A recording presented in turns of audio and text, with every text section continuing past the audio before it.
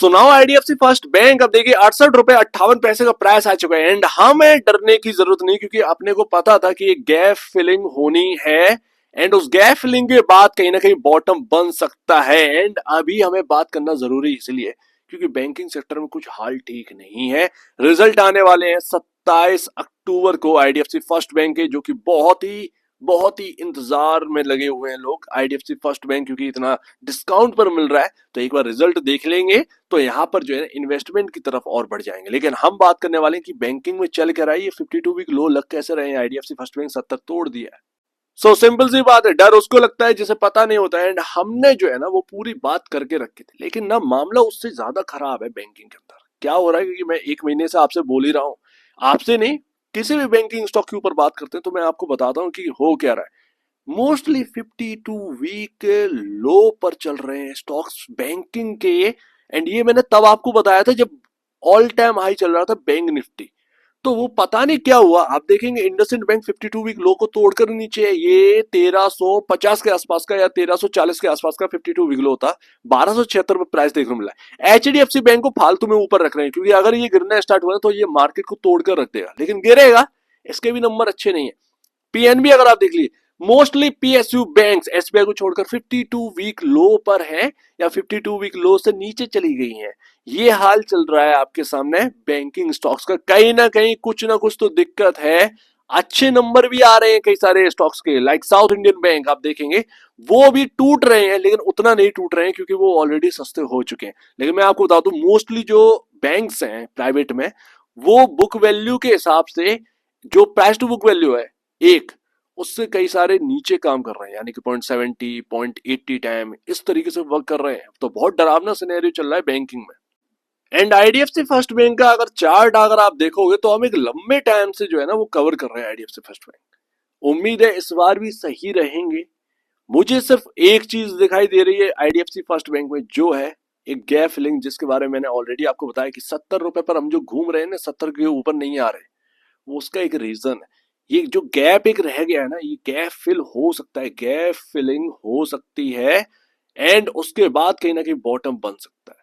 लेकिन सिनेरियो इतना खराब है कि डर लग रहा है कि ये गैप फिलिंग होगी भी, उसके बाद भी हो सकता है कि जहां से हमने चलना स्टार्ट किया वहां के दर्शन हो जाए, यानी कि 50 रुपए के दर्शन हो जाए। उसका रीजन क्या है वो मैं आपको बताऊंगा, लेकिन होगा या नहीं होगा डजेंट मैटर। लेकिन मुझे लगता है कि एक बार अगर ये गैप फिलिंग का प्राइस आ गया तो वो होगा या नहीं होगा, वो जो अपना प्राइस टू बुक वैल्यू के नीचे जाने की बात कर रहे हैं, डजेंट मैटर, उससे कोई मतलब नहीं है। आपको सिर्फ और सिर्फ बाइंग करनी है अगर आपको आईडीएफसी फर्स्ट बैंक पर भरोसा है। एंड सच बताओ ना, बात इतनी सी है कि जब स्टॉक कोई गिरता है ना तो भरोसे भरोसे सब मिट्टी में मिल जाते हैं, ये एक हकीकत है। लेकिन मैं आपको बताऊं, इतने अच्छे तरीके से मैं आपको 50 से 100 के आसपास जब हम गए 100, तो वो जगह पर कवर करके बताया 100 के आसपास प्रॉफिट बुकिंग आएगी, ये भी मैंने आपको बताया। अब बाइंग की बारी। अब उम्मीद है इसमें भी ठीक निकलेंगे, क्योंकि ना अगर आप देखोगे आप सस्ते को और कितना सस्ता कर लोगे। बिकॉज ऑफ आप देखें लगातार फाइनेंशियल जो है वो बहुत स्ट्रांग होते जा रहे हैं आईडीएफसी फर्स्ट बैंक के। अब अभी की अगर आप बात करोगे 17.68 का प्राइस टू बुक वैल्यू हमें, sorry price to book value नहीं, पी रेशियो हमें देखने को मिल रहा है। एंड वहीं अगर आप देखेंगे इंडस्ट्री पी हमें देखने को मिल रहा है 16.82 पर। ऑफकोर्स ये इसीलिए है क्योंकि बिग बैंक से यहाँ पर गिरे हैं, उसकी वजह से हमें देखने को मिल रहा है। अब अगर आप बात करेंगे बुक वैल्यू की, तो 1.38 टाइम पर यहाँ पर जो है ना प्राइस टू बुक वैल्यू आ चुका है 1.38 टाइम पर, यानी कि जो भाव पर अगर आपको देखने को मिल रहा है आईडीएफसी फर्स्ट बैंक, वो सोने के बराबर है। गोल्ड, गोल्ड डायमंड, डायमंड वो बनेगा, डायमंड वाला जो प्राइस है ना वो मिल जाएगा आपको 63 62 के आसपास। अगर ये स्टॉक देखने को मिल जाए, वो डायमंड का भाव है, हीरे का भाव है वो आईडीएफसी फर्स्ट बैंक का। तो आपको जो है ना डरना नहीं है, फियर में आपको स्ट्रांग रहना है, सिंपल सी बात है। लेकिन हाँ, उससे भी नीचे आ सकता है, बिकॉज ऑफ मोस्टली जो बैंक्स हैं वो यहाँ पर बुक वैल्यू के हिसाब से अगर आप देखेंगे तो अपने बुक वैल्यू के भी नीचे काम कर रही है, नीचे काम कर रही है, समझ रहे हैं ना। तो ऐसे में प्रेशर और बन सकता है, लेकिन वो उसका रीजन भाई अपने को नहीं पता कि बैंकिंग में चल क्या रहा है। कुछ ना कुछ तो दिक्कत चल रही है बैंकिंग के अंदर, जिसकी वजह से ये सिनेरियो डेवलप हो रहा है। लगातार 52 वीक लो लगाना ये बैंकिंग स्टॉक्स के लिए अच्छी बात नहीं है।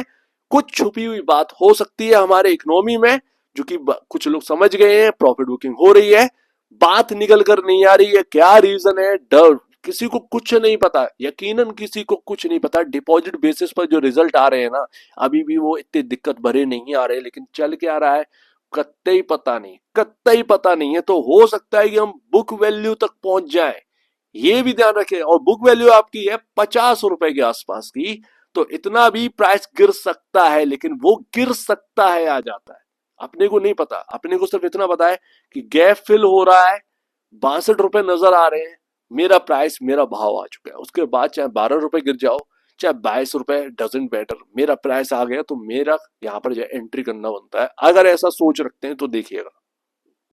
एंड ये आपके सामने हाल है कुछ फेडरल बैंक, तो वही 1.52 टाइम चल ही रहा है।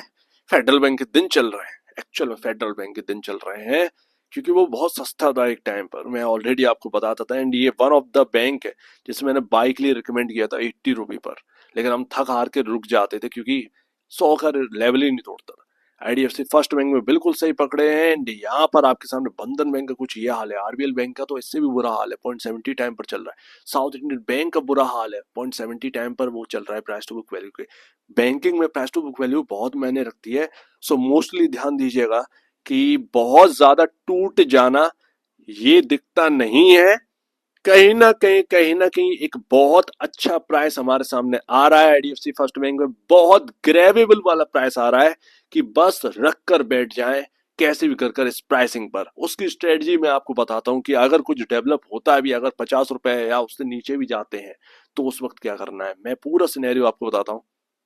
तो देखिए कोई भी रॉकेट साइंस नहीं है। अगर आपको ना ये गैप फिल होते हुए दिखे, यानी कि 63 का लेवल आते हुए दिखे, जो कि कोई बहुत दूर की बात नहीं रह गई है, हम एक ऐसी जगह पर हैं जहां से घूम भी सकते हैं, हम 63 तक जाए या ना जाए डजेंट मैटर, घूम सकते हैं। लेकिन कुल मिलाकर यहाँ पर 63 का गैप फिलिंग तो होनी है, हम बिल्कुल पास आ चुके हैं, गैप फिल होकर कहीं ना कहीं रहने वाला है, गैप फिल हो सकता है। अब अपने को देखना है ये जगह पर, बस यहाँ पर ना ये बहुत इंपॉर्टेंट लेवल है। एंड वही आता है अपना 60, या कह सकते हैं उससे नीचे का। लेकिन गैप फिल इंपॉर्टेंट है, गैप फिल इंपॉर्टेंट है, एंड ये जगह भी बहुत अच्छी है, ये ध्यान रखिएगा।